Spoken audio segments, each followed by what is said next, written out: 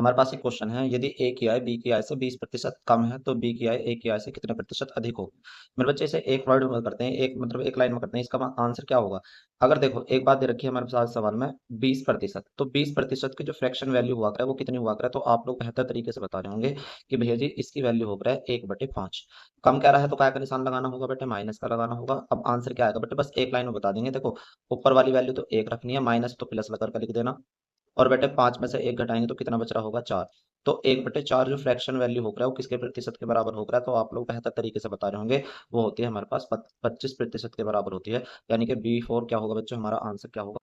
ध्यान से देख लीजिएगा, अगला क्वेश्चन हमारे पास होगा पी क्यू से 50% अधिक है। दोस्तों 50% अधिक का मतलब क्या होगा बेटे, 50% की जो फ्रैक्शन वैल्यू होगी तो आप लोग बेहतर तरीके से बता रहे होंगे 1/2 हुआ करे। अधिक के लिए क्या लगाना है बच्चे, इसके आगे प्लस लगाना है, और कमी के लिए क्या लगाना है मेरे बच्चे, माइनस। अब क्या होगा बेटे, ऊपर वाली वन तो वैल्यू ऐसी रख रहे होंगे, और अपॉन में कितना होगा बेटे, 2 और 1 कितना हो जाएगा, इन्हें जोड़ना है। अगर माइनस है तो घटाना, प्लस है तो क्या करना है बच्चों, जोड़ना है। और जोड़ने की कंडीशन कहाँ से पता चलेगी, यहाँ से। देखो अधिक कह रहा तो प्लस लगाना है, और कमी कह रहा तो माइनस लगाना। 2 में 1 जोड़ दे तो कितना होगा 3, और प्लस की जगह क्या लगाना है बेटे, माइनस लगाना है। तो कितने प्रतिशत की कमी होगी, तो 1/3 जो हो रहा है फ्रैक्शन वैल्यू किसकी हो रहा है, तो आप लोग बेहतर तरीके से बता रहे होंगे 33.33। हमारे पास अगला सवाल होगा जो आप लोगों को कमेंट करके बताना है।